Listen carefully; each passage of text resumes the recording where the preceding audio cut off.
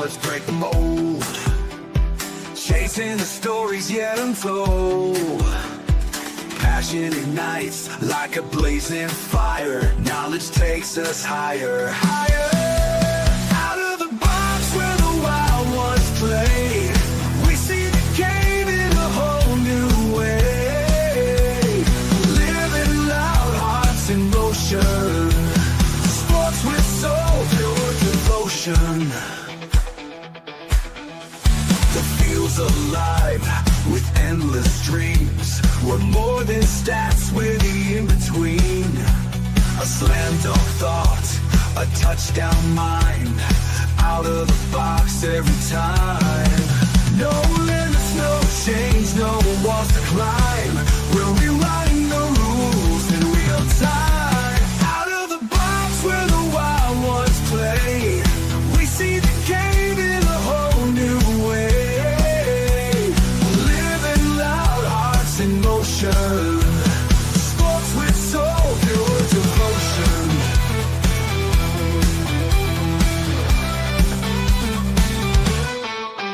No limits, no chains, no walls to climb. We're rewriting the rules in real time. Out of the box where the wild ones play, we see the game in a whole new way.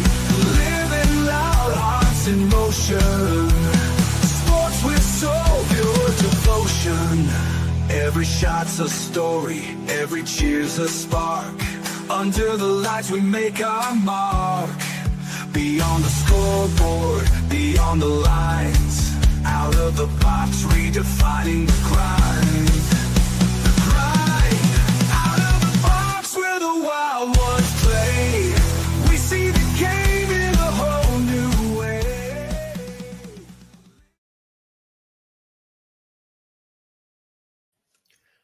Good evening, Raider Nation. Welcome to the Silver and Black Lair, Las Vegas Raiders edition. I'm your host, the Bat Fry, Kenny Fry, Raider Batman here.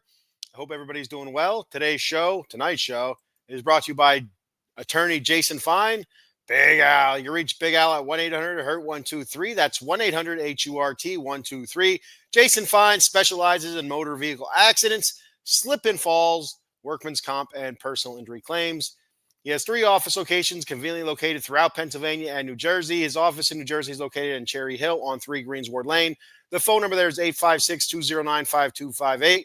And he has 2 offices located in Pennsylvania, one in Philly at 1628 JFK Boulevard, Suite 2120. The phone number there is 267-888-2980. And then one in Pittsburgh, located on 500 Grant Street, Suite 2900. The phone number there is 412-365-8151. That's Jason Fine, attorney Big Al. Be sure to let Big Al know that Out of the Box Sports sent you, and he'll hook you up with a great deal. All right, Raider Nation. Another week here. Move on from last week's debacle. If you don't know, if you're curious as to what my thoughts were on last week's game, go back and check out last episode. I don't want to revisit. Don't want to be shouting again. I was thoroughly pissed off, as well as many other Raider fans were pissed off about last week. But we move on. Hitch up the buggy here. Move on. It is what it is. It's in the past now. Put that game behind us and move on to the Tennessee Titans. 1-4 Tennessee Titans. Similar record as to the Raiders. Similar situation, kinda. I feel like they might They might have some better future pieces in place right now, perhaps. That they appear to have their franchise quarterback. They have a stud in the middle of their defense, much like our Max Crosby on the outside. They have a stud in the middle. Was Jeffrey Simmons. Wide receiver wise, I don't know where they're at there. They're kind of aging, it looks like, looking at their depth chart and stuff like that. But yeah, they do have some pieces in place. It all starts with quarterback. We don't have our future quarterback on roster. At least, I don't think so. I don't know what Cam Miller is going to be. I don't envision him being a franchise quarterback, but you never know. You just never know. As well as Aiden O'Connell, I don't think he's our franchise quarterback. Definitely not Geno Smith, and it's something I heard recently quite a few times through other podcasts I listen to. I listen to other podcasts, get ideas for my show, kind of cherry pick off of them a little bit. I don't get paid for this. What the hell do I care? Uh, Not that I'm stealing content or whatever. It's not that. It's gives me ideas for my show, or almost some of the points they bring up. It's like, I'd like to contend that, that kind of stuff. But whatever. But I've heard a couple other podcasts mention Geno as was supposed to be the Raiders franchise quarterback. Geno was never supposed to be the Raiders franchise quarterback, and if you thought that, then you're sorely mistaken. He's a stopgap. He's a bridge. And and hopefully next season and through the draft, the Raiders are able to find their franchise quarterback. Because I don't know if we can go through another season of this. But anyway, yeah, Geno's just a stopgap. It's a 3-year deal, I believe it was. It's not any more than that. And I feel like if they wanted to get out of the deal after this season, it wouldn't hurt the pocketbooks all that bad. I did see a write up on that. And I feel like most of the money in his contract is being paid out this year, whether it's through guarantees or bonuses or signing bonuses. I feel like next year the annual salary drops a good bit. But I could be wrong.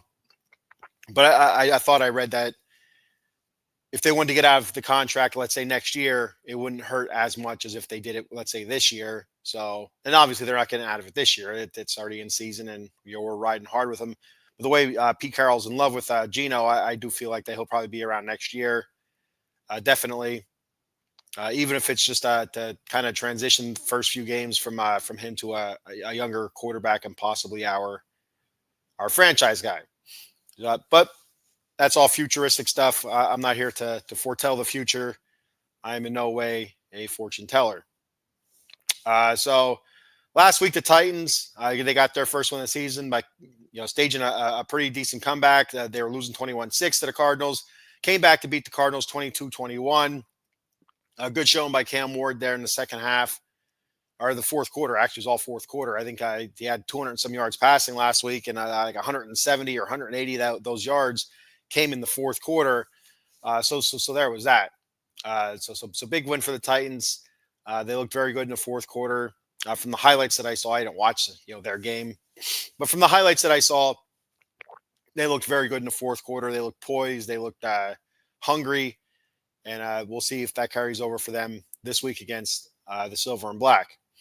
Looking at stat wise here, according to ESPN, the Titans offense is ranked 31st overall, 28th rushing, 32nd passing, and 31st scoring. So not a very good offense. Not a very good offense. Again, young rookie quarterback leading the way. Looked like an aging type of receiving core. So not a whole lot of weapons there, but there are some weapons there, and it takes a little bit for them to find their footing and whatnot. So we'll see. See if the Titans turn their season around from that fourth quarter from last week. I hope not. Hopefully the Raiders go out there and spank them around. That'd be good. Defensively, 25th overall, they're ranked 30th in the rush, 21st in the pass, 26th in scoring. So they can be ran on. Not a very strong defense at all, and also dealing with a ton of injuries.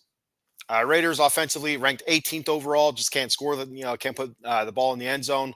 Able to move the ball, lots of turnovers, that hurts as well.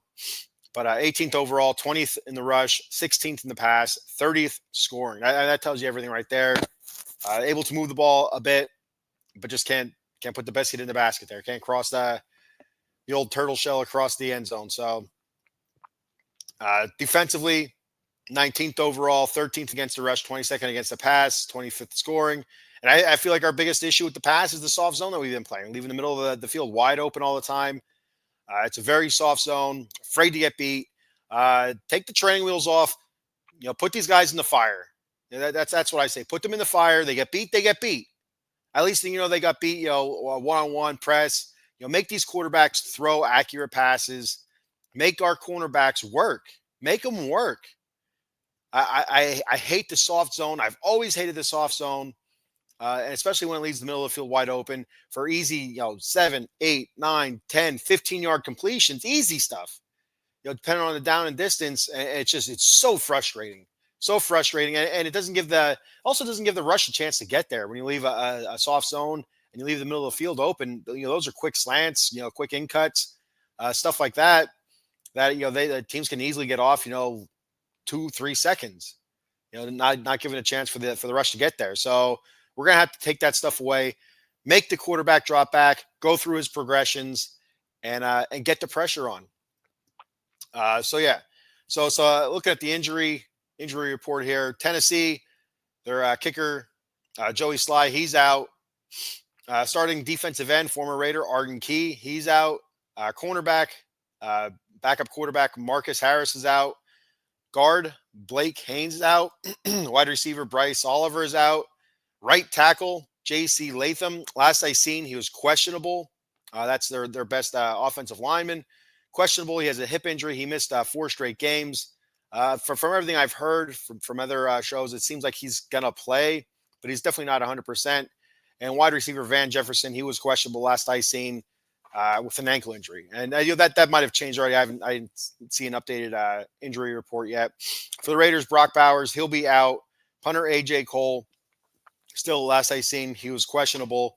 That might be different right now. Be honest with you, maybe I should look it up here real quick. Just to verify, because I know he was supposed to punt Friday, practice Friday, and see where he was at from there. And then they were going to see if he was going to go or not. I don't think he was going to go. It sounded like it was pretty bad. So according to the Raiders wire here, injury report, Brock Bowers out. It still has AJ Cole listed as questionable. Yeah, JJ Pegues, he'll be full participant, so he'll be a go. Eric Stokes, he was a full participant, so he'll be a go. JPJ, he has an ankle injury. He's full participant. He'll be a go. Max Crosby, same thing. He'll be a go. And I assume Michael Mayer, I assume he'll be a go after missing the last couple games with a concussion issue. So that's where we're at with injury report. The Raiders did sign another punter to the practice squad, so they could elevate him tonight. If AJ Cole is out, I don't know if they'll still elevate him just as an emergency punter, because AJ Cole's also a hunter, not a punter, a hunter, a holder. That's what I'm trying to say. AJ Cole's also the holder for the field goals. It's a big duty there, big responsibility. There's a rapport that's built there between the kicker, the snapper, and the holder. And if AJ Cole's out, that's something that needs to be looked at. That's something that needs to be I don't know what the word is I'm looking for. They need to work at it. I'm trying to rapport. There needs to be a rapport built there. Whoever's going to be holding, they need to practice that. And there's still I'm missing a word here, and I don't know what it is. I'm not a thesaurus here. I don't know. So a couple players to look out for. Tennessee rookie returner Chamir Dike. He leads the NFL with 700. He leads the NFL with 783 all-purpose yards. He has 2 of the NFL's longest kick returns this year. He's averaging 26.6 yards per return. Explosive kid. And the reason I bring him up is the Raiders' special team has been so bad this season so far, giving up huge returns, giving up blocked field goals, blocked punts, and all that stuff. That's how AJ Cole got hurt. They blocked punt last week, and the special teams have been so bad that he has to be a large focus for the Raiders, a large focus. So keep your eye on him. Chamir Dike, I think that's how you say it. Chamir, I don't know. They call him Cameron or something. I don't know why they gotta. But anyway, Chamir Dike, Jeffrey Simmons, like I mentioned at the top of the show here, he's another name you got to watch for on defense, defensive tackle. he's a force to be reckoned with in the middle. Over 3 sacks. I think he's at 3 or 3.5 for the Titans, leading the team there. He's a number 98, so just like Mad Max. But he's a high motor guy. Doesn't come out of the game. Go go go for him. So so he's a person to watch. It 3.5 sacks, 6 tackles for loss. He had 4 tackles, TFLs against the Texans a couple of weeks ago. So there's that. He can really wreck your game plan really quick. Cam Ward for the Titans. Quarterback 85, 164, 51.8% completion percentage. So he's not very accurate. Very athletic, though. Very athletic. 879 yards passing, 2 touchdowns, 3 interceptions, 19 sacks. So he's getting hit a lot. He's getting sacked a lot. Whereas we've given up 16 sacks. So 19 sacks on Cam Ward. Tony Pollard, the running back, 82 carries for 328 yards rushing, 2 touchdowns, 9 catches for 66 yards. Former Cowboy, I believe. So there's that. Calvin Ridley, 15 catches, 272 yards for him as their top wide receiver. Chig, I knew I was going to struggle with this one. Chig Okonkwo, I don't know. That's Okonkwo. Chig Okonkwo. I think that's how you say it. 17 catches, 172 yards. That's their tight end. He leads the team in receptions. And Elik, Jesus, here's another one. Elik Ayomanor. Elik Ayomanor. Maybe that, I think that might be right. Ayomanor or Ayomanor. Ayomanor. I don't know. 14 catches, 169 yards, 2 touchdowns. He leads the team in touchdown receptions there. So those are your offensively, your studs, and defensively. Jeffrey Simmons, that's the only guy defensively that I really saw going through their list. I've never seen the Tennessee Titan game this season. I haven't watched any Tennessee Titan highlights except for last week's fourth quarter. So I don't know really where they're stacked or where they're not stacked or what have you defensively. But Jeffrey Simmons is a name that I've heard of and sticks out like a sore thumb in the middle of the defense. And that's without Arden Kebe there, he was their other guy that stuck out on the defensive line for the Titans with him being out. Leaves a huge void there for the Titans on their defensive line. But Jeffrey Simmons, that's the guy you got to watch on defense. They're not very good against the pass. Like I said, 21st against the pass, 30th against the rush. So it's a linebacking core. This is a get right game. This could be a get right game for the Raiders. It really could be. It could be a game where offensively they're able to do some things they haven't been able to do yet this year, gain some confidence, and go from there. So this could be a confidence builder. It also could be a confidence shatterer. If you ask me, if they go out there, they lay an egg against the Titans offensively, I don't know where you go from here then.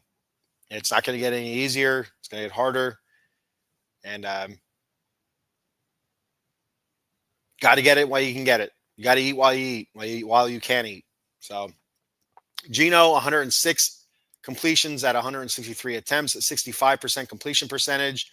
A decent completion percentage for Geno, but the turnovers are just killers. 1,176 yards passing, 6 touchdowns, 9 interceptions, atrocious. 16 sacks taken, 16 carries for 74 yards. Ashton Jeanty, 82 carries for 349 yards rushing. 4.3 yards per carry, 2 touchdowns, 12 catches, 62 yards, 2 touchdowns there as well. Jacoby Myers still leads the team in receiving, 25 catches, 290 yards. Trey Tucker, 19 catches, 286 yards receiving, 4 touchdowns.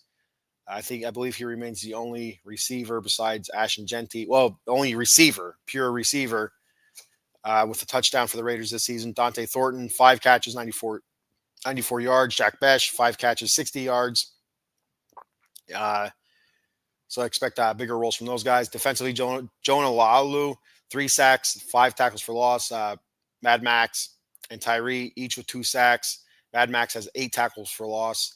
Doing Max things. That's what Max does. So not surprising. Devin White, he also has 5 tackles for losses. He leads the team in tackles now, and he's our top linebacker now.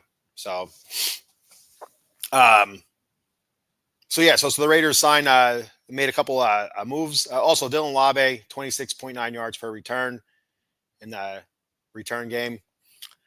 Raiders, they signed punter Brad Robbins to the practice squad. Uh, so there's that. They signed linebacker. They signed a couple linebackers also, one to the active roster and one to the practice squad. They signed linebacker John Radigan to the active roster. He's 5 years in the league. First 5 weeks this season on the Pittsburgh practice squad. 6 foot, 236-pound linebacker. 53 career games. He was signed by the Sea Chickens. I think he was an undrafted free agent, I believe, if I remember correctly. I didn't write it down, so there's that. Seattle, he's with Seattle, so you have those ties there with Pete Carroll. But he was with the Sea Chickens from 2021 to 23, with Carolina in 24, and Pittsburgh this year until signed with the Raiders. He played at Army. He was the first player in program history to be a Bednarik Award semifinalist. So there's that. But the reason this is a big signing for the Raiders is the special teams upgrade. Pete Carroll mentioned it, that they have a lot of guys in playing special teams that have either never played special teams or played very little special teams. So a lot of these guys are out of place or not knowing where they're supposed to be or what have you. So it's very important to get a guy like this out there on the field. John Radigan gives you experience. He'll know the angles, lanes, all that good stuff, when it comes to special teams. So that's actually a really big signing. Looking at Jamin Davis, he was signed to the practice squad. He was a first-round pick, number 19 overall by Washington in 2021. I love saying Washington. I get a kick out of it. In 2021, he spent 2025 so far with the Jets. He was in Jets camp in the preseason. 6 foot 4 inch, 234-pound linebacker from Kentucky, 54 career games, 36 starts, 4 years with Washington, 2021 through 2024. Spent some time with Minnesota in 2024. Overall, his career, 284 tackles, 176 of those solo, 8 sacks, 22 TFLs, 1 interception, 2 forced fumbles, and 2 fumble recoveries. So there's that. So a couple roster moves there. Got to get the special teams right. Special teams has been a really sore spot this year. Probably the second biggest glaring letdown this season so far, just behind Geno Smith's interceptions, his turnovers. Right behind it is special teams. Usually, like I mentioned this last episode, that's the one thing you could count on as a Raider fan. Was as bad as we were going to be okay at special teams. We were going to be good at special teams, with the all-pro kicker, all-pro runner, punter. God bless it. All-pro punter. You just look back, Sebastian Janikowski and Shane Leckler and, guys like that, perennial all-pros or at least pro bowlers year in and year out. Stalwarts, mainstays, you know what I mean? You had confidence in the special teams. You did. And now you don't. Even though we still have, some very good kickers, but between Daniel Carlson and AJ Cole, it's both, near the tops of the league, year in and year out in what they do. But everywhere else on the special teams is failing, whether it's blocking, whether it's tackling, angles, lanes. And a lot of that falls, on the coaching staff, whether, and I include the GM in that, you build a team and a lot of those guys are special teamers and, what the hell are we doing? What kind of special teamers are we bringing in to where they don't know how to play special teams? And that's where a bulkier roster is built, is through backups and special teams. You have your main 22. Then the rest of the roster is backups and special teams. So, it's been complete trash this year. It's been a huge struggle. So it falls, falls on the head of Spy Tech, falls on the head of Pete Carroll and the special teams coach, Tom McMahon. I mean, that guy needs to take a huge brunt of it. So if we could rewind and go back to the Rich Bisaccia days, right? We all loved Rich Bisaccia. The former special teams coach that took over as head coach when Gruden was suspended and fired or released or however you want to look at it. Bisaccia took over, led the Raiders to the playoffs, and everybody was pining for Bisaccia to be that new mouthpiece, that new head coach, and for one reason or another, it never happened. I mean, even after they brought McDaniels in, and then, let him go, and they had AP there, they still had an opportunity to go Bisaccia. You can't say it's because of a lack of experience, because AP had zero experience and he still hired AP. So, but I don't even think he probably had an interview, to be honest with you. I'm not even sure where he's coaching right now, but I do believe he's coaching. For some reason, I feel like it was Indianapolis was last place he was at, but I could be wrong. Excuse me. But yeah. So this part of the episode, I want to do a couple call outs.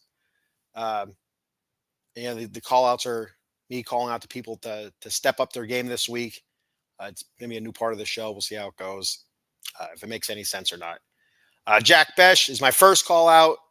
The last couple of weeks, week in and week out, last few weeks, his reps on field have steadily increased.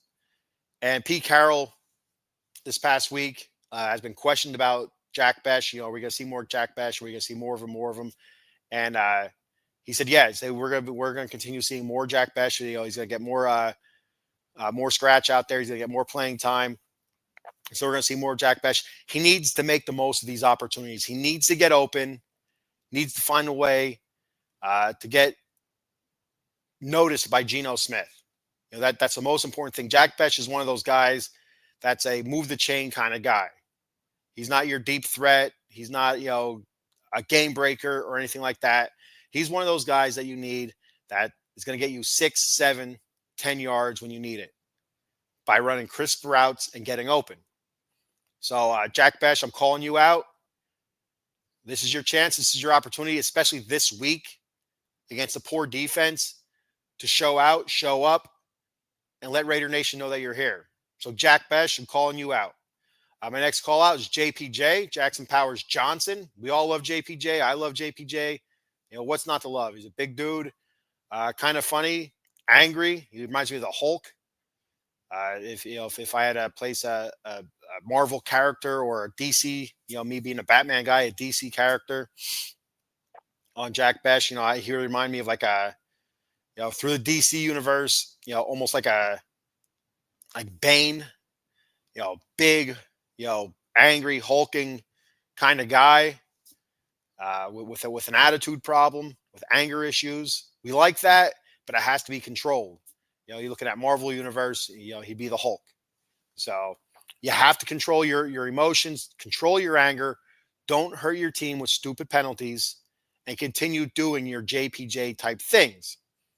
Making mean, angry blocks, finishing your blocks, and continue working at your new position that you're constantly fighting for. But the biggest thing this week, the reason I'm calling out JPJ, is that the offensive line needs a leader. With Colton Miller out, we're without our leader on the offensive line. So the Raiders need a leader, need somebody to be that guy where the other offensive linemen can look to steady them, to calm them, to light a fire under their ass when it needs be, calm them down when it needs be, and get everybody on the same page. Jackson Powers Johnson, I'm calling you out. I'm calling you out this week. I want you to be that leader. I want you to be that captain this week. No Colton Miller. We need that captain. Jackson Powers Johnson, I'm calling you out. Next call out, Adam Butler. Huge Adam Butler fan. I've been pining for Adam Butler the last 2 seasons. For the Raiders, keep bringing him back, and they have, they've re-signed him. You got to keep Adam Butler around. He's been a force up the middle, decent against the run, but biggest asset has been the pressure he's been able to put on the quarterback up the middle the last few seasons. and getting a few sacks, especially from the defensive tackle position, is very hard. Uh, it's a rare find when you can find a defensive tackle and get a sacks by the handful. Christian Wilkins, that was one guy that you could look at. That was that kind of defensive tackle that can get his ass upfield, get those sacks, also be good against the run. Now, Adam Butler isn't on that level, but where the hell has he been? To be honest with you, that first game he played well. He and Thomas Booker, they played well.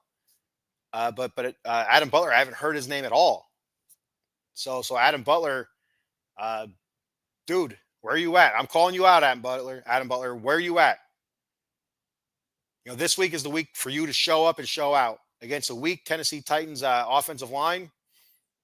They're giving up 19 sacks on Cam Ward. Now, some of those sacks might be on Cam Ward. He's an athletic quarterback, so that means he's going to move around a lot in the pocket and not get rid of the ball when he needs to get rid of the ball. So some of those sacks might be on him, but still, this is your opportunity, Adam Butler, to tell Raider Nation, hey, I'm still here. I'm still playing. I'm still fighting my ass off. And I'm sticking around for the long haul. So, Adam Butler, I'm calling you out. I got a comment here from Jason Downs. What's up, Jason? Thanks for checking the show out once again. I appreciate it. Said, Kenny, what is happening, brother? A beautiful Saturday night here before I head off to work. I can't stay long. I start my show in 25 minutes. Yeah, be sure to check out your show. Jason, throw your YouTube stuff down here again. What is it? Downs Raider something. I subscribe to it. I'm going to check it out tonight when I go to work. Yeah, throw your YouTube handle down here again. I'll put it up there for everybody to check out, and I'll also shout it out. So for those that aren't watching or just listening, they can hear it as well. Now we can check your Raider show out as well. Another call out I have this week. Here it is. There it is. That's what it was. I knew it was Downs and Raiders something. I couldn't remember how it went. But check out Jason Downs, his podcast at Raiders First Downs. That's at Raiders, the number 1 ST Downs. So at Raiders First Downs. Once again, at Raiders, the number 1 ST Downs. So be sure to subscribe to his channel, give it a like, and check his show out and throw some comments out there. Thanks for checking the show out, Jason. I appreciate it very much. My final call out this week is Michael Mayer. No Brock Bowers. We need some tight end help here. We need an outlet for Geno. And like I said, Brock's been out the last couple of weeks. Michael Mayer's been out for the last couple of weeks. Ian Thomas is not that guy. And Michael Mayer, here's your opportunity, brother. He's not a Brock Bowers type of tight end. He's not. He's more of your traditional type tight end. But he's a hell of a pass catcher. At Notre Dame, he was a hell of a pass catcher. We haven't seen the Raiders get him the ball as much as need be. Ever since he's been here, for whatever reason, whether it's been injury, coaching staff not really believing in him, it feels like, but they haven't given him the ball. They haven't targeted him as much as I'd like to see him targeted. And granted, some of that, Brock Bowers, takes some of that away from him, but he's still out there. He's still out there. He needs to be used. He needs to be used in the passing game. He's a good blocker, not a great blocker, a good blocker though, and that's what you need out of your tight end. But let's get him some scratch with the air. Let's get him out there. Let's get him some reception, some targets at the very least, and see what Michael Mayer can do. He had a great preseason. I heard all these positive things out of camp. Let's get him the ball. Let's get him some targets. And Michael Mayer, I'm calling you out. The Raiders, if they throw the ball your way, brother, you catch it, you turn that ass upfield and go. Just like we seen you, when you were wearing the Golden Dome at Notre Dame. Turn that ass upfield and go. Catch the ball, be reliable, be sure-handed, be that outlet that Geno needs, and go. And that's another thing. Geno, he's not in my call-out list, but God damn it, Geno, take the short stuff too. You don't have to throw it deep into quadruple coverage every time. I'm cool with once a game, testing that water, double coverage or whatever, let your guy go up and get it. Not quadruple coverage or triple coverage like we've seen many times throughout the season so far. But you get double coverage, why not? Especially if you're at a good point in the game, maybe you're up a couple scores where it's early on, where it's not going to hurt you as much, or maybe it's a 3rd and 15, and the pass is at their 20-yard line or 15-yard line. It's almost like a punt. Now, I'm all right with that. I'm all right with taking those chances, but I want to see him maybe hit those shorter passes a little bit more often. Check it down a little bit. It's going to make your completion percentage look a lot better, which it's been decent. It's been good. Like I said, Gino's sitting at 65% completion percentage. So his completion percentage has been good, but pushing it into quadruple coverage, triple coverage, it just those interception numbers are just going to continue going up. And most of those interceptions have been 15, 20 yards downfield. And the one thing, oh Jesus, I'm thinking about it, I'm getting irritated again. Listen to Gino. Now, I did say last week or earlier this week on my show earlier this week when I was recapping the Raiders beatdown they received from the Colts, how I'm sick of hearing Geno Smith come out and constantly oh, I need to be better, I need this, I need that. It's nothing's changing. I started getting all irritated and sweaty and started yelling. And but anyway, Gino he didn't push the blame on anybody else, but he kind of did. He's saying a bunch of 5 of his interceptions or something like that are tips. That were sometimes they fall harmlessly to the ground and sometimes they get intercepted. So we're just running to a streak of bad luck. But you go back and you look at those tip passes. I'd say out of those 5 passes, those interceptions, I think 4 of them are thrown into like triple coverage, and they're being tipped and intercepted. But like Jesus, don't throw it into triple coverage, man. Don't throw it. If you see one receiver that looks open, but there's 5 guys around him, don't throw it to him. Don't. I don't get it. Like it might get tipped, but you still have 4 other guys there to catch that tip. Now then, the one at the line of scrimmage, all right, that's a little bit different. Yeah, I kind of get that one. A lot of times those just get bounced back towards the quarterback and fall harmlessly to the ground, and sometimes they get knocked up. But more often than not, they fall harmlessly to the ground. Those ones in the secondary, they get tipped up. There's so many of those guys around that it's going to get picked off. Don't throw it into triple coverage. Don't throw it into quadruple coverage. And like I said, about the double coverage, there's moments in the game for that. It doesn't need to be every other pass. And Trey Tucker, I'd like to see more Trey Tucker. This is a really good opportunity for Trey Tucker to have another breakout type game. After he had that huge game a couple weeks ago against, was it against Washington? Maybe I don't remember exactly when it was. We had that big breakout game. No, it wasn't Washington, was it? Shoot, I don't remember who it was against. Maybe it was Washington. I think maybe it was. But it doesn't matter. We had that a bit of a breakout game where I think he had like 3 touchdowns or whatever it was, and 160, 70 receiving yards. Well, whatever the numbers were, he's been quiet since then. I know it was like I was talking about I think it was last week's game where he was only targeted like twice. Like that's ridiculous. What are we doing? What are we doing?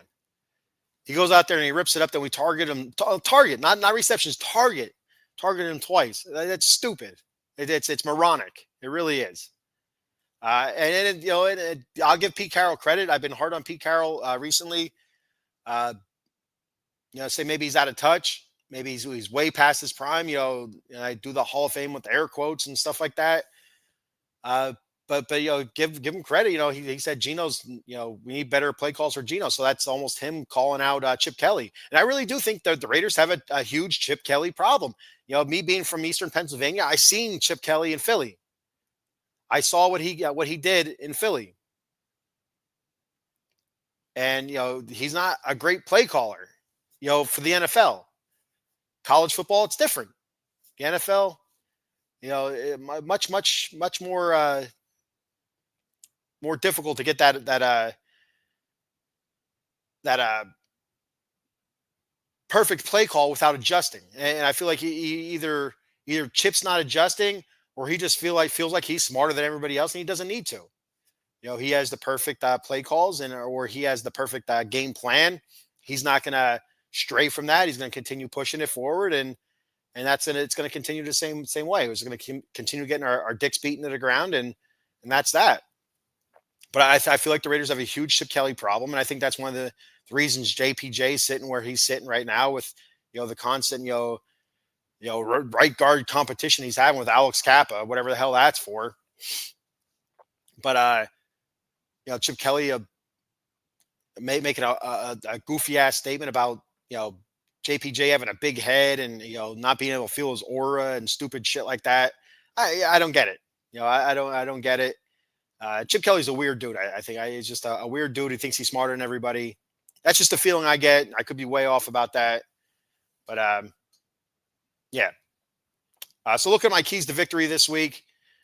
First key to victory: run, run, run, run the damn ball, run the ball as much as possible. It's a team that struggles against the run. Like I said, they're 30th against the run. So run the ball as much as possible. Hit it outside. Like I said, you have Jeffrey Simmons there up the middle for Tennessee. He's going to be tough to get around. That means you're going to push it off guard, off tackle. You're going to be hitting those outside holes, and I feel like that's where Genty is best at anyway. So I'd like to see Ashton Genty between 25 and 28 carries, and I'd like to see Raheem Mostert around 10 carries as well. I'd be pleasantly surprised. I'd be happy if the Raiders were able to run the ball 35 to 40 times.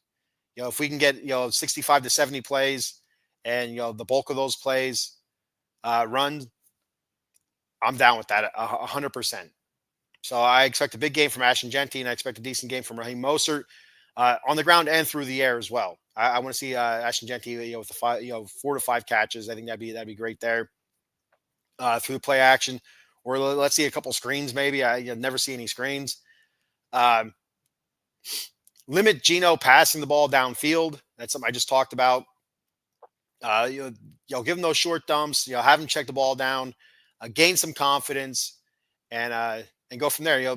Hit those short passes. Maybe that brings your the secondary up a little bit, and then you can go downfield. Look at a Trey Tucker, or Dante Thornton Jr. Downfield. But God bless it. If they're triple covered, don't throw the damn ball. Throw it away or eat the sack or something. Criminy. And get pressure on Cam Ward.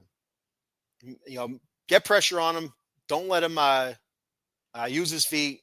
So it has to be contained pressure. And that's something that I've talked about. And I feel like Max really struggles at. He's holding contain on the outside. You see him get upfield too far upfield sometimes, and that leaves a huge hole for the quarterback to step up in, either the run or the pass. So contain that pressure. But this is a game. J.C. Latham is banged up. That's their best offensive lineman. So this is a game where the Raiders' defensive line, I feel like, can really stack some numbers. Whether that's pressures, quarterback hits, sacks, tackle for TFLs, tackles for loss. I feel like they could have a very good game there. Linebacking core as well. I'd like to see them blitz a little bit more and see what they can get there. And also, it looks like possibly Jamal Adams stepping up at linebacker with the Raiders releasing. I can't think of his name right now, but he's gone. Anyway, it doesn't even matter. Landon, Jesus Christ, it was just there a second ago. It doesn't matter. All right, we're good. But you're looking at Jamal Adams stepping up at linebacker, and Tommy Eichenberg. I'd like to see Tommy Eichenberg get some scratch at linebacker, and see what he can do. Some extended play time here. But we're looking at Jamal Adams. This is his call. This is his time. Let's see him step up and do some big things. And it could help us a lot in the pass defense game as well. Having Jamal Adams at linebacker, he's played defensive back, cornerback, and stuff like that. So having him at linebacker, it could hurt us a little bit in the run game, but I think in the passing game and also blitzing, he's fast. I think that could be a huge gain right there for the Raiders. So Jermaine Pratt, right? I think so, yeah. Freaking Everything's slow in my head right now. All right. So with that being said, I'm going to end the show on my prediction. Um, and I've been way off so far this year. I did the whole season prediction, and I did it homer wise, as being a fan. I didn't do it as a non-biased kind of guy, and that's just not how I roll. I like being a fan, and I don't like being non-biased. The show's the silver and black layer, so I am biased. I am biased towards the Raiders. So damn it, I want them to win every game. I expect them to win every damn game, and that's what I'm going with. I'm expecting the Raiders to win this week. I'm expecting them to win big. I want the Raiders to win 33-17. Raiders going away, walking away with this game. They haven't put away early. My other prediction: the Raiders will punt one or fewer times this Sunday. So that's my prediction. The Raiders win 33-17. Big win for the Raiders. Damn it! I don't care how they get it. But I also predict that they will punt one or fewer times. So it's going to be one or less punts. And if that's what happens, that means Raiders have one hell of a day on offense. Control the clock, control the ball, and like I said, run. Limit the amount of times that Geno's going downfield. I want to see a big game from the defensive line. Adam Butler, got to hear you, brother. Got to hear you. Right now, Jonah Lalu's our leading sacker with 3. You have Max with 2. You have Tyree Wilson with 2. Tyree Wilson, he's been even with 2 sacks. He's still been quiet. Max has been the only one really that you hear week in and week out as somebody that's been standing out. Now, obviously, he's all world, he's all pro, but there's other guys on here that are pretty good. Malcolm Kuntz, I get it coming back from an injury, but still, you're back, you're here. Let's hear it. Make some noise. Tyree Wilson, make some noise. Adam Butler, for the love of God, make some noise. Part of my call outs, and as well as Michael Mayer, Trey Tucker. Want to hear these guys. And Geno Smith, don't turn the ball over. I mean, the first interception is you're gonna hear boos amongst boos. So if he throws an interception, let it be late in the game. Let the game already be done and over with, and it's just a throwaway, or maybe like the end of half or something like that. Sometimes you see it thrown up a Hail Mary just to see what happens. Maybe an interception there. Everybody's fine with that.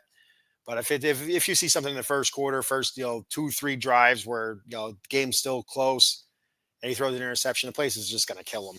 The world's gonna fall down around him. So it's tough. So before I get out of here, got a couple other things here.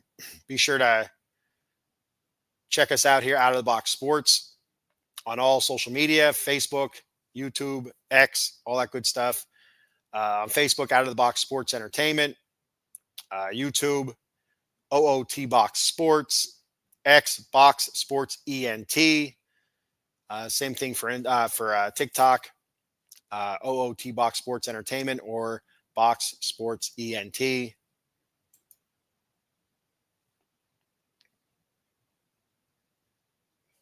I got another comment here real quick from Jesus Miraz. What's up, Jesus? Thanks for checking the show out. I appreciate it very much. I appreciate the follow, subscribe or like, that'd be awesome too. Hope not that the Raiders don't trade Max Crosby. Yeah, I also hope the Raiders don't trade Max Crosby, but be 100% honest with you, Jesus, if this continues the way it's going, I wouldn't be overly surprising if they just don't, drop back and punt and say, all right, what can we get for Max? And let's just take the draft capital and go from there. Because there's going to be teams that are going to be calling, if they already haven't been calling about Max, seeing what it would take to get him. And as much as Mark Davis loves Max Crosby, he also respects Max Crosby. And if Max came to Mark and said, Mark, I want to be dealt, Mark would talk to Spy Tech and they'd figure it out. But I feel like that's one of those guys that Spy Tech just wouldn't be able to go out and deal without having to go through Mark Davis. And, you'd have to figure Mark Davis, maybe to a lesser extent Tom Brady, but mostly Mark Davis has a veto on all trades anyway. But you'd have to figure that if John Spytek said, hey, we're looking, we can get a 1 and a 2 for Max, and You want to, he brought that to Mark Davis, and Mark Davis would, I would assume, go to Max Crosby saying, "What are you thinking? We got a call from so and so. We got a call from, let's say, the Eagles. We got a call from the Philadelphia Eagles. They need some defensive line help. They're offering a 1 and a 2. What are your thoughts?" And then just listen to what Max has to say. If Max says, all right, pull the string, I want to win. I can't do this anymore. Then I'd imagine that Mark Davis would pull a string. But if Max says, no, I want to see this through, I just signed the contract. I think Max is 29 years old or something like that, 28, 29, somewhere around there, I think. Uh, I still have, good years to go yet. I want to see this through. Or, hey, I'm, 29, almost 30 years old. This might be, these next 3, 4 years might be the only shot I get at a championship. Let me go. You can see it going either way. But again, I feel like ultimately it's going to come down to Mark Davis talking to Max Crosby about it. I don't think it's going to be a pull the trigger. Yeah, this is a done deal by John Spytek. And I think it would go much higher than that. Again, thank you for checking the show out, Jesus. I appreciate it. So once again, Out of the Box Sports Entertainment, Facebook, YouTube, X. Again, Facebook, I'll say it again. Out of the Box Sports Entertainment on Facebook, on YouTube, OOT Box Sports, X, Box Sports ENT. Same thing for TikTok, OOT Box Sports Entertainment, or I think it's boxsports.ent. I think I could be wrong about that. Or you could check me out on I gotta find it here first. That's the Twitter handle for Out of the Box Sports, Box Sports ENT. You can check me out on my YouTube at the Bat Fry Pods, and on X at SB_Lair_OOTBE.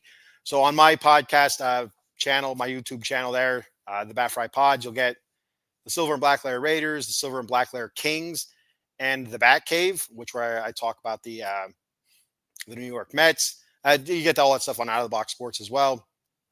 And plus, I'll do some shorts here and there and whatnot. When I don't get a chance to hop on Out of the Box Sports Live, I try to throw a short out there promoting the Out of the Box Sports channel and whatnot. So subscribe to my YouTube channel. I appreciate it. The Bat Fry Pods.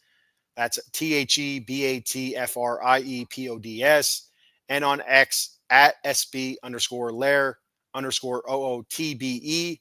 I follow back everybody that follows me on X. And if you have a YouTube channel, I will subscribe to your channel as well, like our good friend here, Jason Downs. Once again, at Raiders, the number 1 ST Downs, Raiders First Downs, Raiders number 1 ST Downs. Check out his YouTube channel. He goes live here at 9 o'clock. It looks like 9 o'clock Eastern. I'm not sure if Jason is East Coast, West Coast, middle of the country. I'm not sure where he's at. I got another comment here from John Leon saying, "Salute Nation." Salute, John. Thanks for checking the show out. I appreciate it. Hopefully I said your last name right. I don't know if it's John Leon or Leon. Maybe throw a little bit of an accent there on the end of it. I don't know. John says, trade Crosby ASAP. Again, I just talked about it with Jesus. Jesus's comment there. I hope he's hoping that the Raiders don't trade Max. I'm on the fence. I get it either way. I don't want the Raiders to trade Max Crosby, but sometimes that's what you have to do to get the draft capital that's needed to build a winner for a sustainable winner for the future. But I mean, I mentioned it on past episodes. I mean, it's tough. You could almost see us becoming the goddamn Browns, or like the Bengals or whatever, where you might have a window of like 2 or 3 years where you're okay, and then you might have a window of 10 years where you're really bad. It's just I'm terrified of it, absolutely terrified that that's what's going to happen. And it all starts with leadership. And again, I'm not one to call out Mark Davis, because I feel like Mark Davis wants the best for Raider Nation, for the Raiders. He wants to win. I do believe Mark Davis believes in the mantra, just win, baby. I really do. But he's not surrounding himself with good football people. And I'm not saying this is a failure yet. I'm not. I feel like this is worse than what Spytek and what Pete thought it was going to be, or led us to believe it was. We should have known better, Raider Nation, that this year was going to be bad, just because the last few years have been really bad. Like, what has really changed? Yeah, they brought Geno Smith in, but in hindsight, Geno's not thrown to DK Metcalf here, is he? So I mean, he doesn't have the receivers here right now yet that he had up there in Seattle. So he had a decent receiver group there. So, but yeah, you trade Max, get what you can for him, the best you can get, and it might be, again. I just mentioned, maybe like somebody like the Eagles are looking for defensive end help, or somebody like that, and get your draft capital. Maybe you get a couple ones for him. Who knows? It depends on how desperate the team is, how big the need is. I mean, Max is playing insane right now. It's not showing up on the stat book as much, but you watch a game and the dude stands out every play in and play out. And everybody knows, he has so much respect from all the other teams that, like, if somebody's looking for him, they're going to throw a haul out there for him. So we'll see what happens. As a Raider fan, I think most Raider fans would agree. You want to see Max to win. You want to see Max win something. If it's not going to be the Raiders, you want to see him win somewhere else. Then he's just one of those guys that is what you pictured a Raider to be. As weird as it sounds, the Raider fans have this whole thing about the Raider way and all that stuff, and what a Raider looks like. And if you had to say, put the team portrait up there, who's a Raider? Max Crosby would probably be the first guy you point at. That guy's a Raider. For me, the second guy would probably be JPJ. You point at him, like, oh, he looks like a Raider. So that's where I'm at. I could fall either way. I wouldn't be overly shocked if they did trade him. I wouldn't be happy, but I wouldn't be overly shocked. I would understand it, and it'd still be a bummer though. So, all right, and finally, after you check out my my social media again, the Bat Fry Pods on YouTube and X, SB_Lair_OOTBE. If you want to help me out financially, I don't get paid for this, but check out Dubby Energy Drink at www.dubby.gg. That's DUBBY.gg. That's Dubby Energy Drink, the Jitterless Energy Drink. It's fantastic. I love Dubby. I tried a whole bunch of different flavors. I think next episode I'll bring the empty containers I have. I've kept them. I wanted to use them as commercial fodder, like, oh, this. But each flavor I've tried so far, I've really liked. So I haven't had a bad product yet. And it's a good energy drink. No fillers and stuff like that. Made from mostly natural ingredients. They don't use any artificial dyes or anything like that. So the color you see is the color. It's a natural colors. And it's jitterless. And that's one thing I didn't like about other energy drinks. I don't like the jitter you get from it. This is jitterless, good flavor. Check it out. Use my promo code, The Bat Cave. That's all one word. The Bat Cave, TheBatCave, for 10% off your order. If you do order Dubby, let me know. I'll give you a shout out on here, and let me know your thoughts on it. That once again is www.dubby.gg and my promo code, The Bat Cave, all one word. All right, last comment, then I'm heading out of here. I got to get ready for work. John says, we need to build the team. He will not be good for us in the long run. If we had a team, then maybe maybe consider keeping Crosby, but Crosby has been playing hurt, so move on. And then that's kind of what I was pointing out earlier, like where he's at age-wise and what he's signed for. He has this window right now where he's at the best he's going to be over the next, from last year, the last 2 years to the next maybe 2 years after this year. He's like this 5-year window where this is the best he's probably going to be. And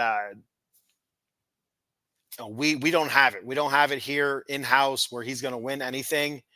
And the best way he could probably help us besides selling merch is probably through draft capital. And that's trading him away. So you're 100% right, John. You hate to say it. You hate to see it. But this trade deadline, and or if not the trade deadline, this offseason could be it for Max. If the Raiders are not winning, let's say we go out there, we beat Tennessee, which I do firmly 100% without being a homer believe the Raiders will beat Tennessee this week. Then we play the Chiefs, and let's say the Raiders go out there and beat the Chiefs. All of a sudden on a 2-game win streak, sitting at 3-4. Maybe there's a little bit of life. You've seen some guys turning it around, some young guys stepping up. Like, okay, I can see a glimmer here. We're missing a couple pieces. We can get a couple pieces this offseason because the Raiders do have money to spend. But if the Raiders continue playing the way they're playing, the trade line coming up, deadline coming up here in November. I'm not sure the exact date, but it might be time to pull the trigger. And I feel like you're going to get the most haul for Max Crosby at the deadline. I feel like in the offseason, you won't get as much of a haul for him. But I feel like if you're going to get the most bang for your buck for Max Crosby, it's going to have to be at the trade deadline because teams will be desperate. There's going to be teams that thought they were contenders or are contenders that know, hey, we're one defensive piece away from being dominant, and that's where you're going to see a move made. Now, when you get draft capital from teams like that, usually they're picking at the end of the draft, but still, you'd have 2 number ones. You could trade to move up, further in the first round, or you can use that end of the round number 1 to move up a little bit in the first round, and stuff like that. Maybe we can get a multiple first. I doubt it, but maybe a first in a couple seconds. It's not out of the realm of possibilities there. So, all right. Once again, thank you everybody for checking the show out. John, Jesus, Jason, thank you very much. Be sure to subscribe to the Out of the Box Sports YouTube channel. Subscribe to my channel, the Bat Fry Pods. Check us out. Check all of our shows out. I'll be live again Monday or Tuesday. I'm not sure yet. Mondays are kind of rough for me. Usually I'm extra tired on Mondays for some reason. I actually know this Monday I will not be live. The kids have off school. I will have my daughter at Kutztown University for a softball exposure event. So I'll be there. So I'll be live Tuesday. So there's that. That's done. Tuesday with the Raiders, Silver Black Raiders edition. I'd also like to go live maybe tomorrow night with the Silver and Black Lair LA Kings edition, but we'll hold off on that. We'll see what we got going on here Out of the Box Sports. I don't want to step on anybody's toes because I got to get a Kings podcast out there talking LA Kings.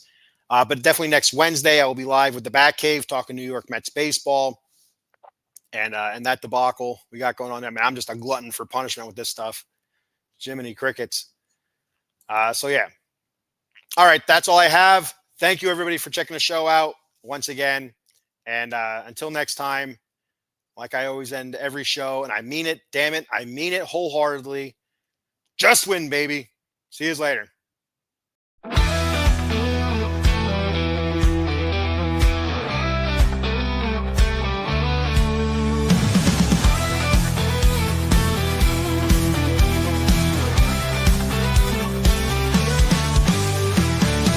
Getting strong, let's break the mold. Chasing the stories yet untold. Passion ignites like a blazing fire. Knowledge takes us higher, higher. Out of the box where the wild ones play. We see the game in a whole new way. Living loud, hearts in motion. Sports with soul, filled devotion. The field's alive with endless dreams. We're more than stats, we're the in-between. A slam dunk thought, a touchdown mind. Out of the box every time.